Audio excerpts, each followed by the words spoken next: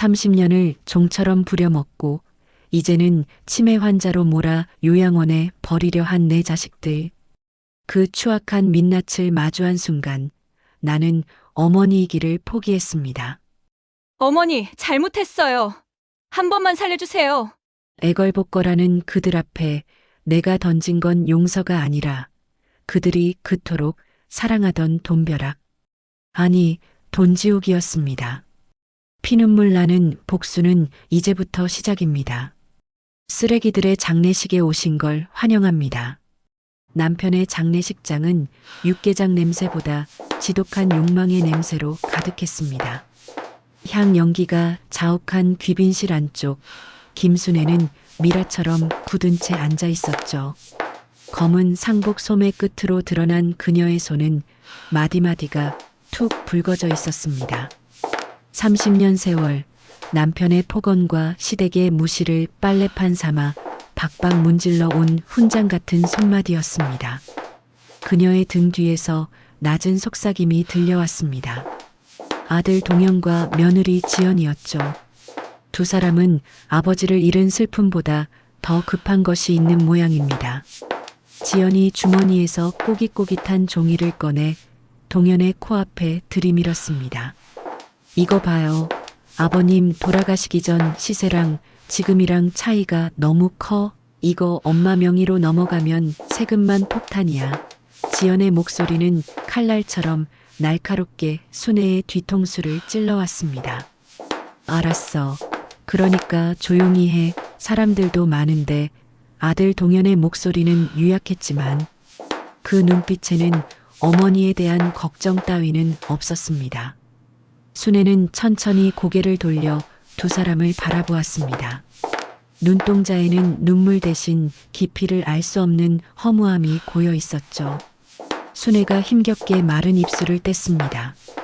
동현아, 지연아, 배가 좀 고프구나. 육개장 한 그릇만 가져다 주겠니? 그녀의 목소리는 먼지처럼 힘없이 바닥으로 가라앉았습니다. 지연의 미간이 단번에 찌푸려졌습니다. 그녀는 손에 들고 있던 종이를 거칠게 구겨 넣으며 순애에게 다가왔죠. 지연의 손이 순애의 어깨를 토닥이는 척하며 강하게 쥐었습니다. 어머니, 지금 밥이 넘어가세요? 아버님 가시는 길에 명예 정리부터 해야 마음이 편하시죠? 여기 도장 찍으세요. 식탁 위로 치매 안심센터의 팜플렛이 스르르 미끄러져 내려왔습니다. 화려한 꽃그림이 그려진 그 종이는 사실 순애를 세상 밖으로 밀어내려는 사형 선고나 다름없었죠. 순애의 시선이 그 팜플렛의 꽃그림에 머물렀습니다. 자식들이 자신을 어디로 보내려 하는지 순애는 이미 본능적으로 알고 있었습니다. 하지만 그녀는 아무 말 없이 남편의 유품인 낡은 지갑을 만지작거렸습니다. 지갑 속에는 지독한 비밀이 숨겨져 있었습니다. 남편 몰래, 자식들 몰래 30년간 남의 집 화장실을 닦고 계단을 쓸며 모아온 피 같은 돈이 거기 있었습니다. 그리고 그 돈을 굴려 만든 50억 원 상당의 자산 예치 증서가 낡은 가죽 사이에 빳빳하게 숨어 있었죠. 지연은 순애의 가방 속에서 인감 도장을 찾아내고는 동현을 향해 승리의 미소를 지어 보였습니다. 동현은 그런 아내의 도둑질을 묵인하며 장례식장 구석으로 걸어갔습니다. 그는 부동산 업자와 통화하며 서류 뭉치를 만지작거렸죠. 순애의 시선이 남편의 영정사진에 가 닿았습니다. 평생 자신을 억눌렀던 그 차가운 얼굴이 오늘따라 더 낯설게 느껴졌습니다. 당신도 보고 있나? 당신이 그렇게 애지중지하던 자식들이 지금 무슨 짓을 하는지. 순애는 마음속으로 죽은 남편에게 말을 걸었습니다. 장례식장 도우미가 다가와 따뜻한 차 한 잔을 순애의 손에 쥐어주었습니다. 어린 소녀의 따뜻한 온기가 차가운 손가락을 타고 심장까지 전달되었습니다. 순애는 그제야 30년 동안 참아왔던 눈물을 멈추기로 했습니다. 슬퍼하기엔 자식들의 탐욕이 너무나도 선명했으니까요. 억울함이 분노로, 분노가 다시 서늘한 결심으로 변하는 순간이었습니다. 모두가 잠든 깊은 밤, 장례식장의 공기는 얼음장처럼 차가워졌습니다. 순애는 조용히 자리에서 일어났습니다. 어디선가 미리 챙겨온 검은 선글라스를 꺼내 썼습니다. 방금 전까지 비틀거리던 그녀의 걸음걸이가 어느새 곱고 단단하게 펴졌습니다. 그녀는 장례식장 복도를 가로질러 어둠 속으로 걸어 들어갔습니다. 남겨진 귀빈실 자리에는 자식들이 비워낸 빈 소주병만이 쓰레기처럼 나뒹굴고 있었습니다. 그리고 그 옆에는 아들이 발로 차서 반으로 찢긴 가족 사진이 버려져 있었죠. 순애가 사라진 장례식장에는 차가운 새벽 공기만이 감돌기 시작했습니다. 그녀가 향한 곳은 자식들이 상상조차 할 수 없는 반격의 장소였습니다. 어둠 속에 잠긴 도시의 불빛들이 그녀의 선글라스 위로 차갑게 반사되었습니다. 다음 날 아침, 텅 빈 귀빈실을 확인한 지연의 날카로운 비명소리가 장례식장 천장을 때렸습니다. 하지만 순애는 이미 그곳에 없었습니다. 그녀는 이미 세상에서 가장 비싼 변호사가 기다리는 검은 차 뒷자리에 앉아 있었죠. 순애의 무릎 위에 놓인 서류 봉투에는 자식들의 파멸을 불러올 숫자들이 가득했습니다. 그녀의 복수는 이제 막 첫 페이지를 넘겼을 뿐입니다. 순애는 창밖으로 보이는 새벽 하늘을 바라보며 나지막이 을조렸습니다. 이제 시작이다. 너희가 나를 버렸으니 나도 너희를 지우마. 그녀의 목소리는 떨리지 않았습니다. 오히려 평생을 짓눌렀던 바위 덩어리가 내려앉은 듯 편안해 보였죠. 장례식장의 곡소리는 이제 순애의 것이 아니라 남겨진 자식들의 차지가 될 것이 분명했습니다. 가족이라는 이름으로 자행된 그 모든 폭력과 무시가 이제 거대한 파도가 되어 돌아가고 있었습니다. 순애는 선글라스 너머로 비치는 자신의 얼굴을 보며 처음으로 미소 지었습니다. 그것은 30년 무수리 생활을 끝내고 여왕으로 부활하는 자의 서늘한 미소였습니다. 도시의 소음 속으로 사라지는 검은 세단의 뒷모습이 오늘따라 유난히 길게 느껴졌습니다. 앞으로 벌어질 일들을 예고하듯 하늘에서는 굵은 빗방울이 하나둘 떨어지기 시작했습니다. 그 빗줄기는 아마도 장례식장의 추악한 흔적들을 씻어내기 위한 하늘의 배려였을지도 모릅니다. 순애는 차 안에서 손자 민호가 보낸 메시지를 확인했습니다. 할머니, 약속한 대로 서류는 다 준비해뒀어요. 조심해서 오세요. 순애는 민호의 이름을 가만히 어루만졌습니다. 이 추악한 핏줄 속에서 유일하게 건져 올린 진주 같은 아이였죠. 순애의 눈에 처음으로 따뜻한 빛이 스쳤지만 이내 선글라스 뒤로 숨겨졌습니다. 이제 다시는 약한 모습을 보이지 않겠노라. 그녀는 자신과 약속했습니다. 장례식장에 남겨진 동현과 지연은 어머니가 사라진 것도 모른 채 서로 더 많은 유산을 가져가겠다며 멱살을 잡고 싸우고 있었습니다. 그들의 발밑에는 어머니가 평생 닦아온 거실, 바닥처럼 깨끗한 절망이 기다리고 있다는 사실을 꿈에도 모른 채 말입니다. 순애의 복수는 단순한 화풀이가 아니었습니다. 그것은 무너진 인간의 존엄을 되찾기 위한 최후의 전쟁이었습니다. 비는 더욱 거세졌고 장례식장의 조등은 바람에 힘없이 흔들리고 있었습니다. 마치 한 시대가 저물고 새로운 심판의 시간이 다가오고 있음을 알리는 신호탄처럼 말이죠. 장례가 끝나기 무섭게 집안의 공기는 사냥꾼의 굶주린 숨소리로 가득 찼습니다. 남편의 49제는커녕 사무제도 지나지 않은 시점이었죠. 순애가 잠시 몸살 기운에 약을 사러 나간 사이 정정만이 감돌아야 할 안방에서는 거친 마찰음과 가구 끌리는 소리가 쉴 새 없이 터져 나왔습니다. 며느리 지연은 상복도 채 벗지 않은 몸으로 순애의 유일한 보물인 낡은 자개장 서랍을 하나하나 열어젖히고 있었습니다. 사람의 마음이 머물러야 할 자리에 욕심이 들어차면 예의도 염치도 먼지처럼 가볍게 날아가는 법입니다. 지연의 손길은 정교하고도 잔인했습니다.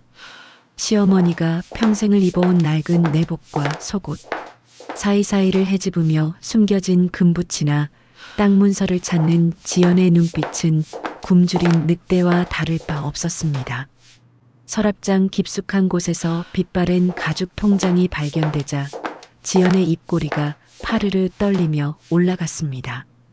그녀는 떨리는 손으로 통장을 펼쳐보았지만 이내 얼굴이 흑빛으로 변하며 입술을 깨물었습니다.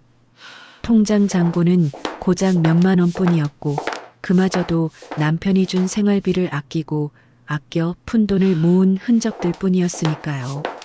이 노인네가 진짜 어디다 숨긴 거야.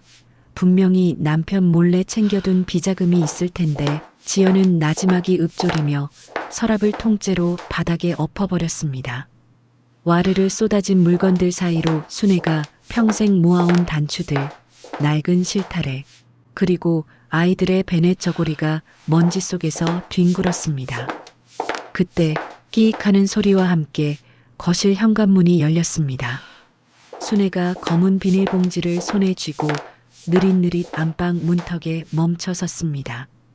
그녀의 눈앞에는 난장판이 된 방과 당황한 기색도 없이 오히려 인상을 쓰는 며느리가 꼿꼿하게 서 있었죠. 지연아, 내 방에서 지금 뭐 하는 거니? 순애의 목소리는 갈라진 논바닥처럼 건조하고 힘이 없었습니다. 지연은 오히려 당당하게 허리에 손을 얹으며 순애를 쏘아보았습니다. 어머님, 요즘 자꾸 깜빡하시잖아요. 그래서 제가 재산 관리 좀 해드리려고 그런 거예요. 어머니 연세에 이 큰 집 관리하는 거 무리라는 거 본인도 아시잖아요. 지연의 말은 걱정을 가장한 서슬 퍼런 칼날이었습니다. 순애는 바닥에 흩어진 자신의 속옷과 젊은 시절 남편과 찍은 빛바랜 사진첩을 말없이 내려다보았습니다. 평생을 지켜온 자신의 작은 우주가 며느리의 거친 발길질 아래 처참하게 짓밟히고 있었습니다. 순애는 화를 내는 대신 천천히 허리를 굽혔습니다. 바닥에 떨어진 사진 속의 자신은 참으로 곱고 환하게 웃고 있었습니다. 그녀의 손끝이 사진 모서리를 만지며 파르르 떨렸지만 지연은 그 떨림을 그저 기력이 쇠한 노인의 생리적인 현상으로만 치부했습니다. 어머님, 내일 요양원 상담 예약해뒀으니까 짐 싸두세요. 거기 공기도 좋고 친구들도 많다니까요. 지연은 이제 숨길 생각도 없다는 듯 차갑게 말을 뱉었습니다. 대문 밖에서는 아들 동현이 차마 안으로 들어오지 못한 채 담배 연기만 연거푸 뿜어대고 있었습니다. 그는 안에서 들려오는 아내의 서리빨 같은 고함과 어머니의 무거운 침묵을 모두 듣고 있었습니다. 하지만 동현은 가래침을 바닥에 뱉어낼 뿐 어머니를 구하기 위해 발을 떼지 않았습니다. 오히려 지연이 방에서 나오며 요양원 입소 서류를 내밀자 못 이기는 척 고개를 끄덕이며 어머니의 시선을 피했습니다. 엄마, 거기가 시설이 그렇게 좋대요. 이제 반찬 걱정 마시고 편하게 쉬시는 게 효도하는 거예요. 동현의 목소리에는 효심 대신 자신의 비겁함에서 도망치려는 비굴함이 가득했습니다. 순애는 아들의 흔들리는 눈동자를 빤히 쳐다보았습니다. 자신이 젖을 먹여 키우고 끼니를 거르며 등록금을 마련했던 그 아이가 맞는지 가슴 한구석이 서늘해졌습니다. 알았다.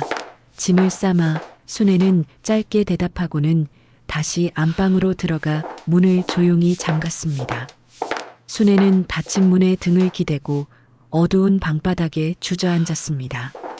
그녀의 주먹 쥔 손 안에는 지연이 끝내 찾지 못한 작은 열쇠 하나가 꽉 쥐어 있었습니다. 장롱 밑바닥 보이지 않는 틈새 지연이 쓰레기 취급하며 발로 찼던 그 낡은 가구 밑에 숨겨진 비밀 금고의 열쇠였습니다. 순애는 어둠 속에서 조용히 숨을 몰아쉬며 벽에 걸린 거울을 바라보았습니다. 거울 속의 노파는 더 이상 눈물을 흘리지 않았습니다. 지연은 거실에서 벌써 신이 나서 어디론가 전화를 돌리고 있었습니다. 형님, 이제 다 해결됐어요. 내일 모셔다 드리고 나면 바로 집 내놓을 거니까 잔금 치를 준비나 하세요. 그녀의 천박한 웃음소리가 문틈을 타고 순애의 귓전을 날카롭게 때렸습니다. 순애는 선글라스를 꺼내 안경 수건으로 천천히 아주 정성스럽게 닦았습니다. 내일이면 이 집을 떠나야 하지만 그것은 버려지는 것이 아니라 이 지옥 같은 위선의 굴레에서 탈출하는 것이었습니다. 순애는 알고 있었습니다. 이 집의 공기가 이토록 차가워진 것은 남편이 죽어서가 아니라 자식들의 심장이 돈이라는 얼음덩어리로 변했기 때문이라는 사실을요. 그녀는 떨리는 손을 진정시키며 핸드폰을 꺼내 손자 민호에게 문자를 보냈습니다. 준비해라 민호야. 내일이 그날이다. 방 밖에서는 며느리가 벌써 거실, 인테리어를 어떻게 바꿀지, 가구는 무엇을 들릴지 흥분 섞인 목소리로 떠들고 있었습니다. 순애는 가방 안에 남편의 위패 대신 지난 수년간 몰래 모아온 자식들의 치부를 담은 두툼한 서류 봉투를 챙겨 넣었습니다. 그녀의 눈빛은 더 이상 자식의 처분을 기다리는 힘없는 노인의 것이 아니었습니다. 사냥감을 벼랑 끝으로 몰아넣기 직전에 노련한 포수처럼 순애는 숨을 죽이며 내일의 태양을 기다렸습니다. 지연과 동현은 꿈에도 모를 것입니다. 자신들이 낡은 짐짝처럼 내쫓는 이 노인이 내일 어떤 모습으로 그들 앞에 다시 나타날지를 말입니다. 가장 소중한 것을 잃어버린 자들의 처절한 비명소리가 벌써부터 순애의 귓가에 쟁쟁하게 들려오는 듯 했습니다. 순애는 무너진 서랍장을 정리하지 않은 채 그대로 두기로 했습니다. 그 난장판이야말로 자식들이 자신에게 준 마지막 예우이자 복수의 당위성이었으니까요. 밤이 깊어갈수록 지연의 수단은 끊이지 않았고 순애의 결심은 더욱 단단하게 굳어갔습니다. 장례식장의 비는 그쳤지만 이제 더 거대한 폭풍우가 이 가문의 기둥을 통째로 흔들 준비를 마쳤습니다. 사람을 산 채로 고려장하려 했던 자식들에게 순애는 이제 진정한 지옥이 무엇인지 보여줄 것입니다. 안방에 불이 꺼지고 순애의 복수극은 이제 돌이킬 수 없는 궤도에 올랐습니다. 순애는 어둠 속에서 자신의 손바닥을 가만히 내려다보았습니다. 평생 물이 말을 날 없던 거친 손이 오늘따라 유난히 차갑고 단단하게 느껴졌습니다.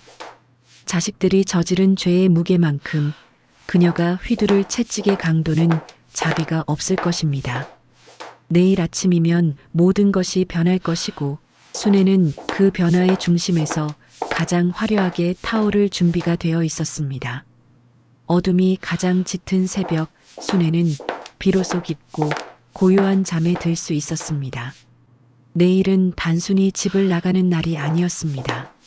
그것은 30년 무수리 김순애를 장사 지내고 자비 없는 심판자로 부활하는 의식의 시작이었습니다. 동현과 지연은 거실에서 샴페인이라도 터뜨릴 기세였지만 그들이 마시는 것은 자신들의 파멸을 재촉하는 독약과 다름없었습니다. 순애는 꿈속에서조차 선글라스를 끼고 그들을 내려다보며 차갑게 웃고 있었습니다. 복수의 시간은 이미 시작되었고 이제 멈출 수 있는 방법은 그 어디에도 없었습니다. 일주일 뒤 순애가 머무는 곳은 서울 변두리의 낡은 요양원이었습니다. 희끄무레한 곰팡이가 벽지를 타고 올라가는 면회실의 공기는 습하고 퀴퀴한 냄새로 가득했죠. 순애는 요양원의 거친 환자복을 입은 채 창살 같은 창문 너머의 죽은 풍경을 멍하니 바라보고 있었습니다. 그녀의 앞에는 며느리 지연이 가져온 재산 포기 및 상속권 위임 각서가 백지 위에서 비릿한 위협을 뿜어내고 있었습니다. 지연은 순애의 귓가에 입술을 바짝 밀어넣고는 뱀처럼 서늘한 목소리를 흘려보냈습니다. 어머니, 자꾸 고집 피우시면 민호 대학 등록금은커녕 학원비도 다 끊어버릴 줄 아세요. 애 인생 망치고 싶지 않으시면 빨리 도장 찍으세요. 지연의 협박은 순애의 가장 아픈 곳을 정확히 꿰뚫었습니다. 순애는 민호라는 이름이 나오자마자 눈꺼풀을 파르르 떨며 펜을 쥔 손에 힘을 주었습니다. 요양원 원장은 지연과 미리 말을 맞춘 듯 순애가 중증 치매로 인해 인지 능력이 현저히 떨어진다는 허위 진단서를 책상 위에 슬그머니 올려두었습니다. 순애는 무기력한 노인처럼 펜을 잡았다가 떨어뜨리기를 반복하며 최대한 시간을 끌었습니다. 그녀의 느릿한 행동에 지연의 인내심은 금세 바닥을 드러냈고 날카로운 구두 굽소리가 면회실 바닥을 신경질적으로 때렸습니다. 면회실 밖 복도에서는 아들 동현이 빚쟁이들의 독촉 전화를 받으며 초조하게 벽을 걷어차고 있었습니다. 그는 문틈으로 어머니의 야윈 뒷모습을 보면서도 자신의 파산을 막기 위해 어머니를 벼랑 끝으로 미는 아내의 손길을 묵인했습니다. 동네 사람들은 순애가 치매로 요양원에 갔다는 소문을 듣고 혀를 찼습니다. 하지만 지연의 교묘한 입놀림에 속아 그녀를 지극한 효부라 칭송하며 시어머니의 노망을 안타까워했죠. 진실은 이토록 쉽게 가려지고 거짓은 선량한 가면을 쓰고 사람들의 눈을 가리는 법입니다.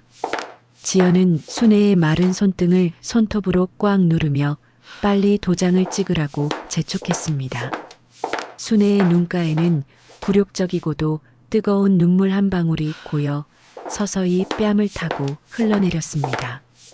그때 면회실 유리창 너머 복도 끝에서 손자 민호가 나타났습니다. 민호는 할머니와 시선이 마주치자 아무도 모르게 입술에 손가락을 갖다 대고는 가방 속에서 핸드폰을 꺼내 무언가를 녹화하기 시작했습니다. 순애는 민호의 신호를 확인하자마자 비로소 마음속의 떨림을 멈췄습니다.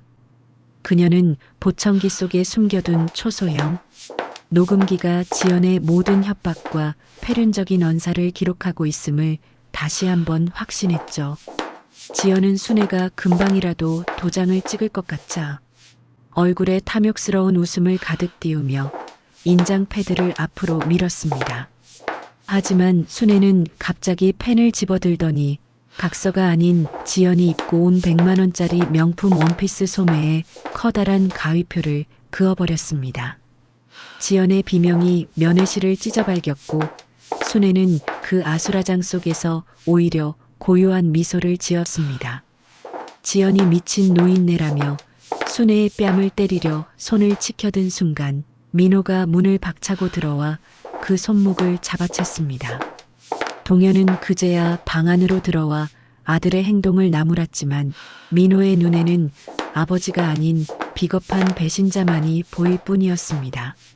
순애는 민호의 부축을 받으며 자리에서 일어났고 바닥에 떨어진 허위 진단서를 발로 지시겨 뭉개버렸습니다. 순애의 눈빛은 이제 요양원의 안개 속에서 빠져나와 날카로운 검처럼 빛나고 있었습니다.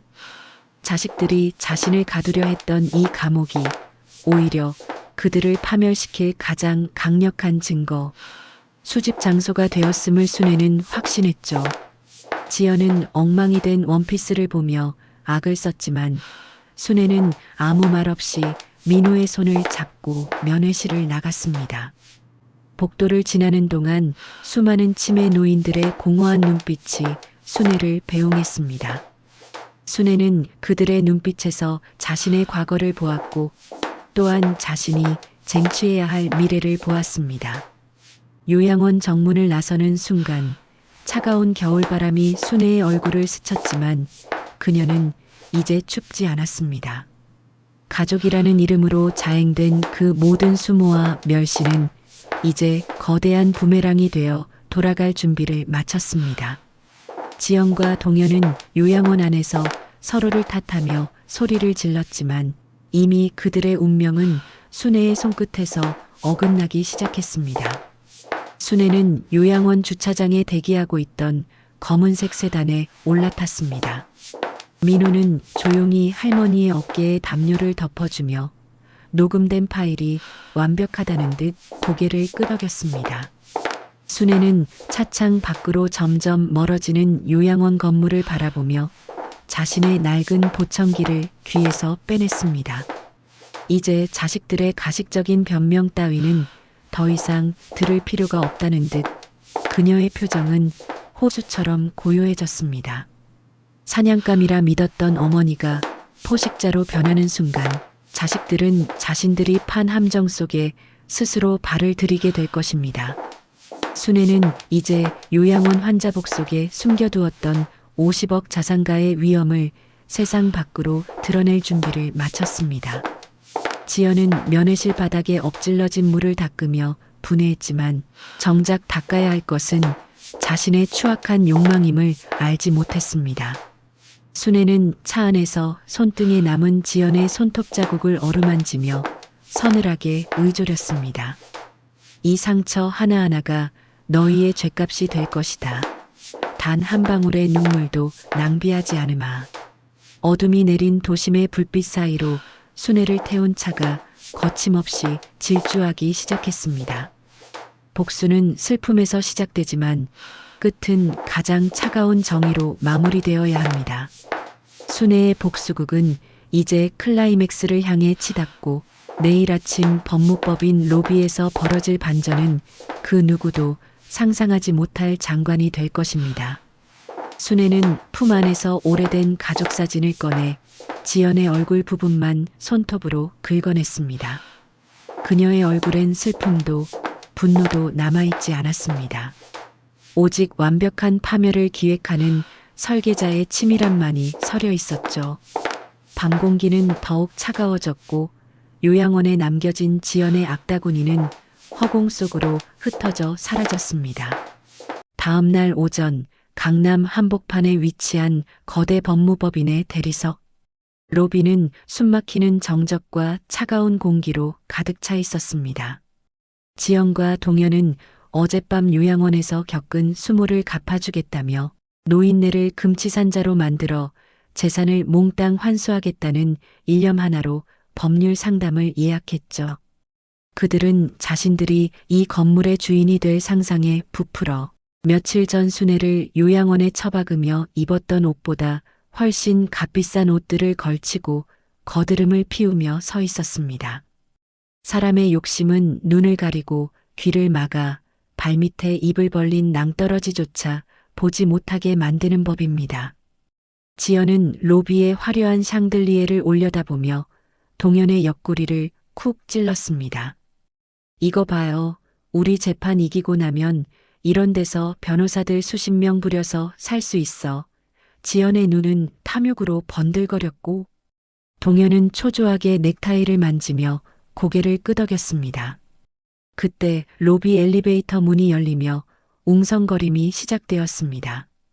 번쩍이는 대리석 복도 끝에서 최고급 정장을 차려입은 노부인이 비서의 부축을 받으며 천천히 걸어 나왔습니다. 그녀는 어제까지만 해도 요양원의 퀴퀴한 환자복을 입고 죽은 듯 앉아있던 그 김순애가 아니었습니다. 한 벌에 수백만 원을 호가하는 은백색 실크 수트를 입고 얼굴의 절반을 가리는 검은 선글라스를 쓴 채 위험 있게 걸어오는 모습은 마치 왕궁의 주인 같았죠. 순애의 뒤로는 이름만 들어도 알 법한 이 로펌의 대표 변호사 3명이 두툼한 서류 가방을 들고 마치 호위무사처럼 줄을 지어 뒤따랐습니다. 지연은 입을 벌린 채 그 자리에 얼어붙었고 동현은 들고 있던 서류 가방을 바닥에 떨어뜨리고 말았습니다. 순애는 그들의 코앞에 멈춰서서 선글라스를 코끝으로 살짝 내리며 며칠간 굶주린 짐승 보듯 자신을 대했던 자식들을 아주 차갑게 훑어보았습니다. 어머니, 이게 대체 무슨 동현의 목소리가 맥없이 갈라졌지만 순애는 대꾸할 가치조차 없다는 듯 시선을 돌려 변호사에게 고개를 까딱했습니다. 대표 변호사는 정중하면서도 서늘한 태도로 지연과 동현에게 두툼한 소장 뭉치를 건넸습니다. 증여 취소 및 부당이득 반환 청구 소송 소장입니다. 또한 귀아들이 김순애 여사님을 강제로 감금하고 가혹행위를 한 증거도 모두 확보되어 형사고소도 함께 진행될 예정입니다. 변호사의 말은 단어 하나하나가 자식들의 심장에 박히는 대목과 같았습니다. 지연은 발악하듯 소장을 찢으려 달려들었지만 대기하고 있던 건장한 보안 요원들에 의해 단번에 제압당해 차가운 바닥에 나뒹굴게 되었습니다. 순애는 바닥에 엎어진 지연을 내려다보며 가방에서 며칠 전 지연이 강제로 입혔던 그 낡고 냄새나는 요양원 환자복을 꺼내 지연의 머리 위로 던져버렸습니다. 내가 나에게 준 선물이다. 이제 내가 입을 차례인 것 같구나. 순애의 목소리는 낮고 낮았지만 그 울림은 로비 전체를 휘감았습니다. 동현은 무릎을 꿇으며 어머니의 옷자락을 붙잡으려 했지만 순애는 단 한 점의 망설임 없이 그 손길을 거칠게 뿌리쳤습니다. 그녀는 다시 선글라스를 고쳐 쓰고는 로비 앞에 대기하고 있던 칠흑처럼 검은 세단에 몸을 실었습니다. 지연은 길바닥에서 넋이 나간 채 비명을 질러댔지만 멀어지는 자동차의 매연만이 그녀의 얼굴을 덮을 뿐이었습니다. 가장 믿었던 자식에게 버림받았던 노모가 가장 화려한 모습으로 돌아와 자식들의 목줄을 죄는 순간입니다. 돈에 눈이 멀어 천륜을 어긴 자들에게 돌아갈 것은 이제 동정도 용서도 아닌 차가운 법의 심판뿐입니다. 순애는 차 안에서 창밖으로 멀어지는 자식들의 처절한 모습을 보며 비로소 눈을 감았습니다. 그녀의 머릿속에는 30년 전 남편의 불륜을 목격하고도 자식들 앞날을 위해 피눈물을 삼키며 걸레질을 하던 자신의 모습이 스쳐 지나갔습니다. 그때의 순애는 죽었고 이제 그 시신 위에 핀 독화가 자식들을 향해 향기를 내뿜고 있었죠. 순애의 손등에는 요양원에서 지연이 꼬집었던 멍자국이 아직 선명했지만 그녀는 더 이상 그곳이 아프지 않았습니다. 로비에 남겨진 자식들은 이제 자신들이 판 함정이 얼마나 깊고 어두운지 깨닫기 시작했습니다. 지연은 찢어진 소장 조각들을 모으려 애썼지만 바람에 날리는 종이 조각들은 그녀의 부서진 상속의 꿈처럼 허공으로 흩어졌습니다. 동현은 아버지가 남긴 건물이 아니라 자신들의 죄가 남긴 거대한 빚더미가 몰려오고 있음을 직감하며 고개를 떨구었습니다. 순애를 태운 차는 거침없이 강남의 빌딩 숲을 빠져나갔고 그녀의 복수는 이제 막 절정을 향해 타오르기 시작했습니다. 사람을 물건처럼 버리려 했던 자들은 이제 자신들이 세상으로부터 버림받는 과정을 낱낱이 지켜보게 될 것입니다. 순애의 복수는 단순히 돈을 되찾는 것이 아니라 잃어버린 인간의 존엄을 피로 써내려가는 복수혈전이기 때문입니다. 순애는 차 안에서 손자 민호가 보내온 법정 증거 영상들을 하나하나 확인하며 차가운 미소를 지었습니다. 이제 시작이다. 너희가 나를 치매로 몰았으니 너희는 미치지 않고는 견딜 수 없는 현실을 마주하게 될 것이다. 그녀의 나직한 읊조림은 차 안의 정적을 깨고 서늘하게 울려 퍼졌습니다. 하늘은 맑았지만 자식들의 머리 위로는 평생 거치지 않을 먹구름이 내려앉고 있었습니다. 순애는 이제 다음 수순을 준비하며 가슴속에 품었던 마지막 자해의 불씨마저 꺼뜨렸습니다. 순애가 새로 얻은 펜트하우스는 도심의 소음이 닿지 않을 만큼 높고 고요했습니다. 통창 너머로 내려다 보이는 서울의 야경은 보석을 뿌려놓은 듯 화려했지만 거실에 앉아있는 순애의 그림자는 그 어느 때보다 길고 어두웠죠. 순애는 무릎 위에 놓인 낡은 철제 상자를 천천히 열었습니다. 그 안에는 30년 전 남편이 내연녀와 찍은 사진들과 그가 순애를 무시하며 던졌던 가시, 돋친 편지들이 곰팡이 냄새를 풍기며 잠들어 있었습니다.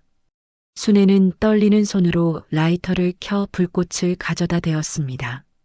타들어가는 사진 속에서 웃고 있는 남편의 얼굴이 검게 일그러지며 재가 되어 흩어졌죠. 그녀는 남편의 폭언에 시달리며 매일 밤 몰래 남의 집 화장실을 닦고 계단을 쓸며 모았던 꼬깃꼬깃한 10,000원짜리 통장 꾸러미를 하나하나 쓰다듬었습니다. 이 돈을 모으기 위해 손톱이 갈라지고 무릎 연골이 다 닳아 없어졌던 그 세월들이 주마등처럼 스쳐 지나갔습니다. 손자 민호가 노트북을 들고 거실로 다가와 순애의 옆자리에 조용히 앉았습니다. 민호는 아무 말 없이 스피커를 켰고 곧이어 지연과 동현의 목소리가 거실의 정적을 찢어발기며 흘러나왔습니다. 그건 순애를 요양원에 가두기로 모의하던 날 지연이 동현에게 퍼부었던 추악한 상속 계획이 담긴 녹취 파일이었습니다. 노인네가 죽지도 않고 버티는데 유언장이라도 미리 손봐야지. 치매로 몰아서 성년후견인 신청하면 건물은 우리 거야. 지연의 웃음소리가 기괴하게 울려 퍼졌습니다. 순애는 그 소리를 들으며 가슴을 쥐어짜듯 부여잡았지만 이내 눈빛을 얼음장처럼 차갑게 갈무리했습니다. 그녀는 민호에게 두툼하고 묵직한 서류 봉투를 건넸습니다. 그 봉투 안에는 동현의 회사가 수년간 저지른 거액의 탈세 자료와 지연이 사채까지 써가며 명품을 사들였던 카드 명세서들이 동리를 드러내며 들어 있었죠. 순애는 과거 민호가 몹시 아팠을 때 수술비가 모자라 며느리 지연에게 무릎 꿇고 빌었던 그날을 떠올렸습니다. 지연은 그때 시어머니의 손을 차갑게 뿌리치며 명품 가방을 챙겨 모임에 나갔더랬습니다. 그 기억이 순애의 심장을 다시금 분노로 달구었고 그녀는 이제 자식들을 위해 남겨두었던 마지막 자비의 조각마저 불태워버렸습니다. 이제 끝을 내자꾸나 민호야. 내가 당한 것보다 100배는 더 처참하게 만들어줄 거다. 순애의 목소리는 떨림없이 단호했습니다. 민호는 고개를 끄덕이며 전송 버튼을 눌렀고 순애의 지시대로 자식들의 치부는 국세청과 사채업자들에게 동시에 전달되었습니다. 동시에 순애의 비서인 김 실장이 들어와 현재 지연과 동현의 상황을 짧게 보고했습니다. 사채업자들이 벌써 집 앞에 들이닥쳤고 동현 씨 회사는 세무조사 통지서를 받았다고 합니다. 김 실장의 보고는 순애에게 승전보와 같았습니다. 순애는 와인잔을 들어 야경을 향해 차갑게 건배를 올렸고 그 시각 지연의 화려했던 거실 문에는 빨간 압류 딱지들이 무덤의 묘비처럼 붙기 시작했습니다. 가장 믿었던 자식들이 자신을 버렸듯 이제 그들이 가장 믿었던 돈이 그들을 배신할 차례였습니다. 순애는 서랍 깊숙이 넣어두었던 지연의 옛 편지를 꺼내보았습니다. 어머님 평생 모시겠다고 우리 동현이 낳아주셔서 감사하다고 쓰여있던 가식적인 글자들이 이제는 누런 오물처럼 보였습니다. 순애는 그 편지를 갈기갈기 찢어 쓰레기통에 던져 넣으며 비로소 막혔던 숨을 크게 내뱉었습니다. 복수는 단순히 갚아주는 것이 아니라 그들이 가진 가짜 세상을 통째로 무너뜨리는 것임을 순애는 온몸으로 증명하고 있었습니다. 순애는 펜트하우스의 차가운 대리석 바닥을 밟으며 생각했습니다. 이 높은 곳에 오기 위해 얼마나 많은 비굴함을 견뎌왔던가요? 하지만 이제 그녀는 더 이상 비굴하지 않습니다. 자식들이 저지른 죄의 대가를 하나하나 숫자로 계산해 돌려주는 냉혹한 심판관이 되었을 뿐입니다. 민호는 할머니의 굳은 등을 보며 안쓰러움과 존경심이 섞인 눈빛을 보냈습니다. 가족이라는 이름의 족쇄가 풀린 자리에는 오직 서늘한 정의만이 남았습니다. 순애는 창에 비친 자신의 얼굴을 보며 은조렸습니다. 동현아, 지연아, 이제 너희가 내 발밑에서 어떻게 무너지는지 똑똑히 지켜보마. 그것이 내가 너희에게 주는 마지막 가르침이다. 어둠이 깊어갈수록 펜트하우스의 조명은 더욱 차갑게 빛났고 순애의 복수극은 이제 누구도 막을 수 없는 클라이맥스로 향했습니다. 다음 날 오후 서울의 하늘은 금방이라도 무너질 듯 검은 구름이 내려앉더니 기어코 차가운 빗줄기를 쏟아내기 시작했습니다. 살을 에이는 듯한 빗속에서 며칠 전까지 호의호식하던 지연과 동현은 흙탕물이 튀는 길거리에 가방 몇 개만 든 채 쫓겨나 있었습니다. 사채업자들이 들이닥쳐 빨간 딱지를 붙이고 현관 비밀번호를 바꿔버린 집 앞에서 지연은 미친 듯이 문을 두드렸지만 돌아오는 것은 차가운 철문의 적막뿐이었죠. 두 사람은 젖은 생쥐꼴을 하고는 순애가 머물고 있는 호텔 정문 앞으로 달려가 장대비 속에서 울부짖기 시작했습니다. 사람은 모든 것을 잃고 나서야 비로소 자신이 버린 것이 무엇인지 깨닫는 법입니다. 지연은 호텔 로비로 들어가려다 보안 요원들에게 가로막혀 빗물 섞인 아스팔트 위로 거칠게 밀려나 내동댕이 쳐졌습니다. 어머니, 제가 죽을 죄를 졌어요. 한 번만 살려주세요. 지연은 무릎을 꿇고 비명을 지르며 통곡했지만 지나가는 차들은 무심하게 흙탕물을 뿌리며 그들의 절규를 짓밟았습니다. 동현은 빗속에서 부들부들 떨며 어머니에게 수십 통의 전화를 걸었지만 돌아오는 것은 기계적인 수신 거절 메시지와 가슴을 후벼 파는 통화음뿐이었죠. 호텔 20층 발코니, 비바람이 몰아치는 창밖을 내려다보며 순애는 검은 선글라스를 낀 채 미동도 없이 서 있었습니다. 그녀의 시선 아래로 빗속에서 비참하게 굴러다니는 자식들의 모습이 아주 작고 초라하게 보였습니다. 순애는 손가락에 끼워져 있던 낡은 금반지를 천천히 빼내어 손바닥 위에 올렸습니다. 그것은 지연이 예전에 생색을 내며 선물했던 속이 텅 빈 가짜 금반지였습니다.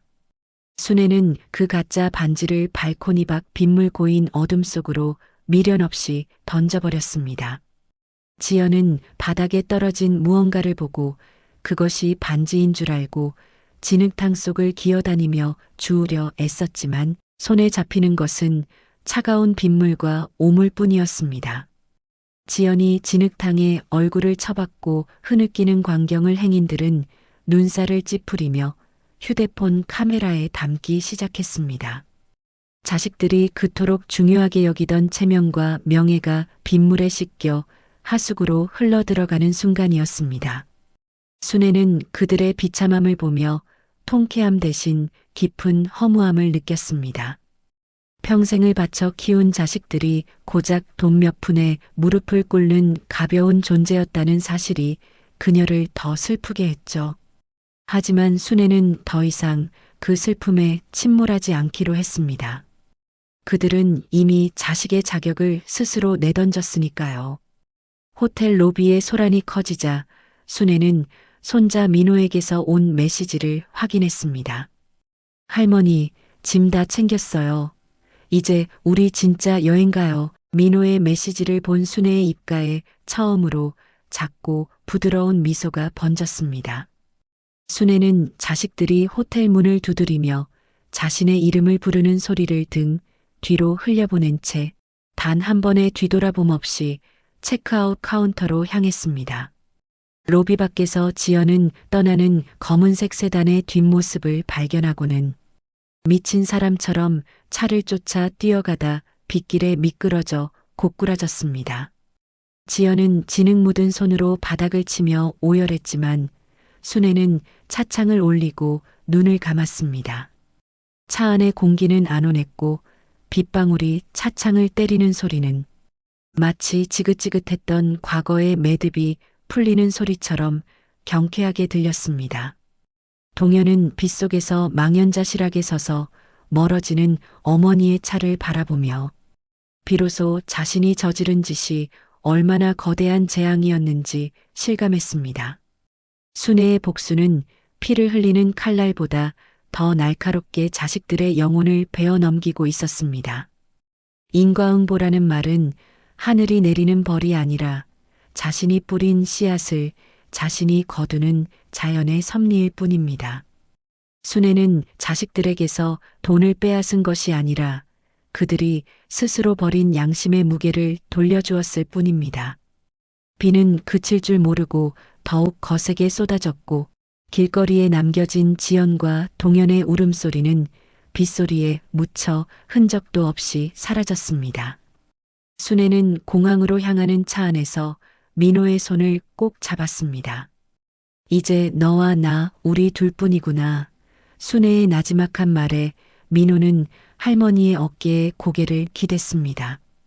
호텔 로비 앞에는 주인을 잃은 지연의 구두 한 짝만이 빗물에 떠내려가고 있었고 순애의 복수극은 이제 완벽한 마침표를 향해 달려가고 있었습니다. 가장 뜨겁게 사랑했던 이들이 가장 차가운 타인이 되는 과정은 뼈아픈 일이지만 순애는 그 아픔을 딛고 비로소 자신의 이름을 찾았습니다. 무술이 김순애는 죽었고 이제 자신의 인생을 항해하는 당당한 인간 김순애가 비바람을 뚫고 나아갑니다. 지연은 빗속에서 정신을 놓은 듯 웃다가 울기를 반복하며 지나가는 사람들의 바짓가랑이를 붙잡았지만 그 누구도 그녀에게 손을 내밀지 않았습니다. 동현은 차마 어머니를 부르지 못한 채 젖은 상복 차림으로 가로등 아래 쪼그려 앉아 얼굴을 파묻었습니다. 순애를 태운 차가 공항 고속도로에 진입하자 멀리서 새벽빛이 구름 사이를 뚫고 희미하게 비치기 시작했습니다. 그 빛은 순애가 그토록 기다려온 오직 자신만을 위한 인생 이막의 시작을 알리는 신호탄이었습니다. 한 달 뒤 제주도의 푸른 바다가 한눈에 내려다 보이는 어느 한적한 카페의 테라스입니다. 순애는 그동안 자신을 짓눌렀던 무거운 화려함과 서슬퍼런 복수심을 잠시 내려놓은 듯 소각하지만 결이 고운 리넨 원피스를 입고 앉아 있었습니다. 그녀의 앞에는 김이 모락모락 나는 차 한 잔이 놓여 있었고 그 너머로 부서지는 파도는 30년 세월의 한을 씻어내듯 눈부시게 하였습니다. 순애의 휴대폰 진동이 정적을 깨우자 그녀는 천천히 기기를 들어 화면을 확인했습니다. 화면 속에는 서울역 근처 노숙자 쉼터에서 초라한 줄을 서서 급식을 배급받는 지연의 모습과 공사판에서 흙먼지를 뒤집어 쓴 채 비틀거리며 벽돌을 나르는 동현의 사진이 담겨 있었습니다. 지연의 그 곱던 손은 어느새 거칠게 부르텄고 상속을 논하던 동현의 어깨는 삶의 무게에 꺾여 한없이 낮아져 있었죠. 순애는 그 사진들을 아주 오랫동안 마치 남의 인생을 관조하는 구도자처럼 무표정하게 바라보았습니다. 나레이션 없이도 그녀의 깊은 눈동자에는 망감이 교차하는 듯 보였지만 이내 그녀의 손가락은 망설임 없이 삭제 버튼을 눌렀습니다. 지옥 같은 현실을 살고 있을 자식들의 소식은 이제 그녀의 평온한 오후를 방해할 자격이 없었습니다. 그때 카페 주인 옥자가 갓 구운 빵을 들고 다가와 순애의 옆자리에 조용히 앉았습니다. 할머니, 그렇게 다 끊어내고 나니까 마음이 좀 편하세요? 가끔은 그놈들이 보고 싶지는 않으시고요? 옥자의 조심스러운 물음에 순애는 바다에서 시선을 떼지 않은 채 천천히 고개를 저었습니다. 보고 싶은 마음보다 미안한 마음이 더 컸다면 내가 용서를 했겠지. 하지만 옥자야, 어떤 인연은 끊어내는 게 서로를 위한 마지막 자비일 때가 있는 법이란다. 순애의 목소리는 제주 바람을 닮아 맑고도 서늘했습니다. 그녀는 대신 가방 안에서 민호의 대학 합격 통지서와 기숙사 신청서를 꺼내 들었습니다. 그 종이들을 손끝으로 정성스럽게 어루만지는 순애의 얼굴에는 30년 무수리 생활 동안 단 한 번도 보여준 적 없는 세상에서 가장 따뜻하고 눈부신 미소가 번졌습니다. 자신이 저지른 복수의 결과물인 자식들의 불행보다 자신이 지켜낸 유일한 희망인 손자의 앞날이 그녀에게는 훨씬 더 무거운 가치였습니다. 순애는 이어 준비해 두었던 기부 서류를 꺼내 만년필로 자신의 이름을 한자 한자 정갈하게 써내려갔습니다. 자신이 평생 피땀 흘려 모으고 남편에게서 되찾은 재산의 절반을 자신처럼 홀로 되어갈 곳 없는 노인들을 위한 장학재단에 쾌척한다는 내용이었죠.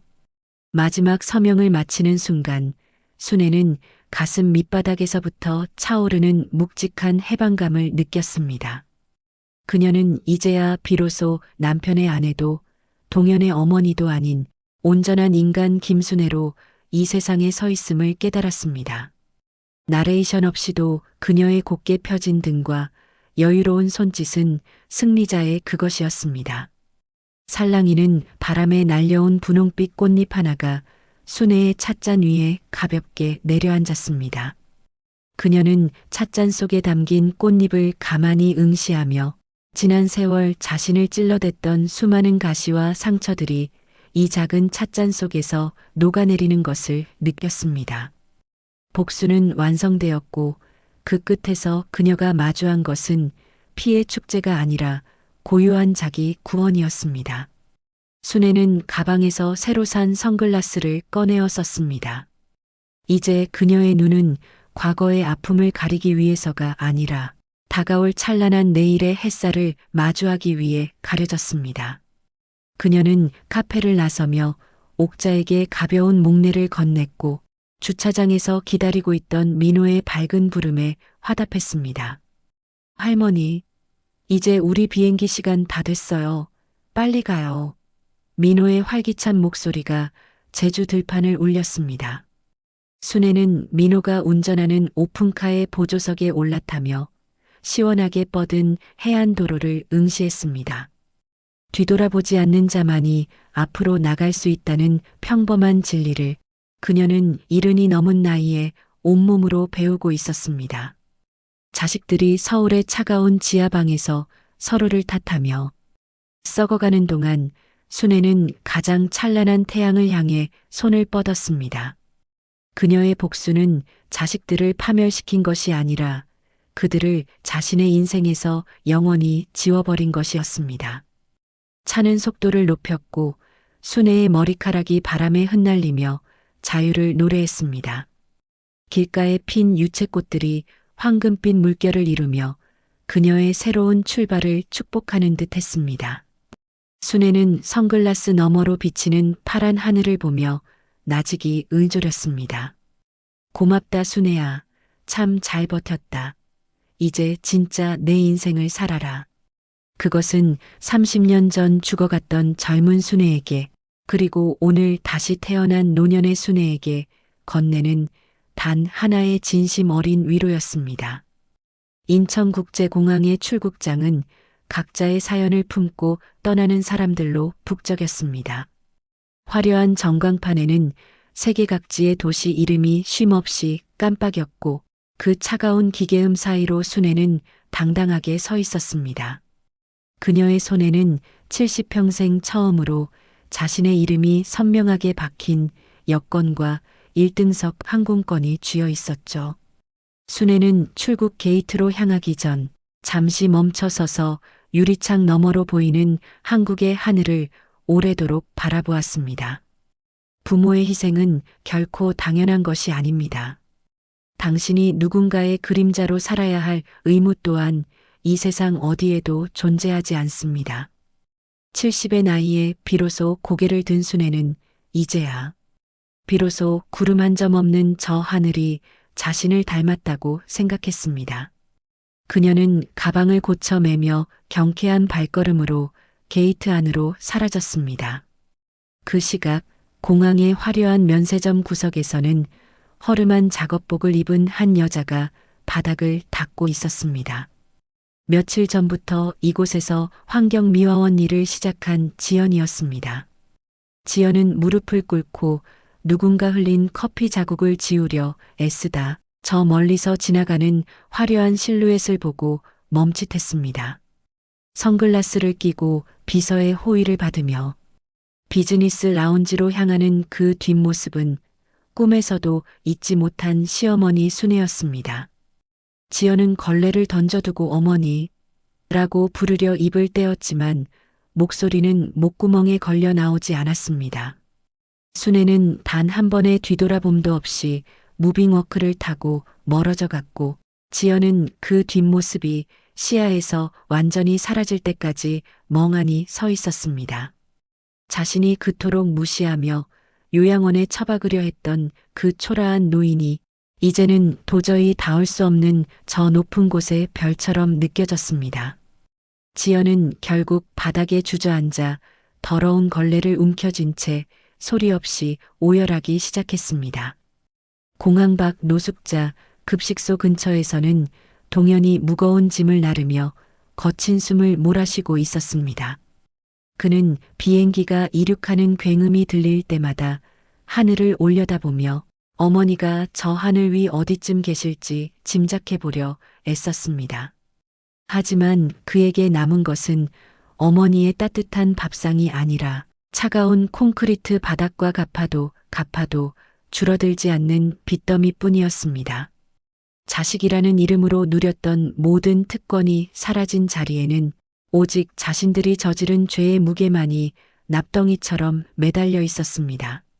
순애는 비행기 창가 좌석에 앉아 구름 위로 솟아오르는 태양을 마주했습니다.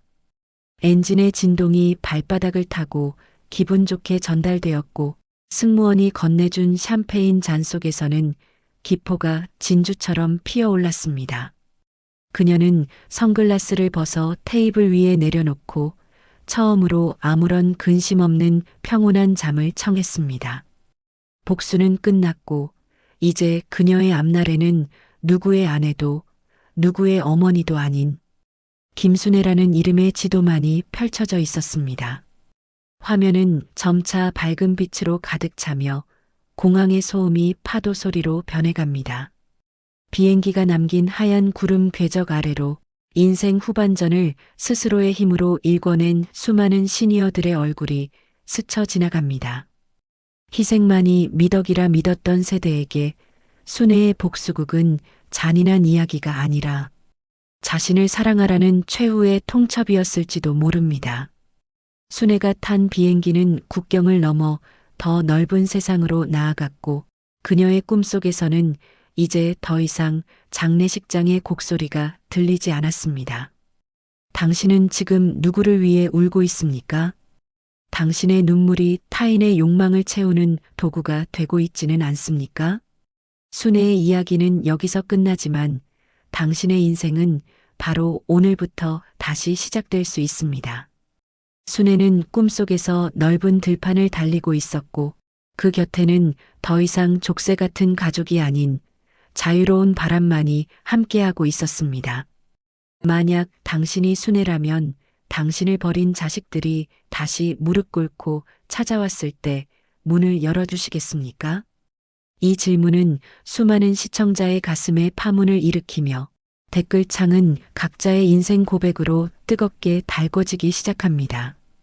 순애의 복수는 그렇게 영상 밖에서도 계속되며 수많은 이들에게 자신을 지킬 용기를 선물하고 있었습니다. 이제 김순애의 축제는 끝났고 그녀는 완벽한 평화 속에서 새로운 대륙의 아침을 맞이할 준비를 마쳤습니다.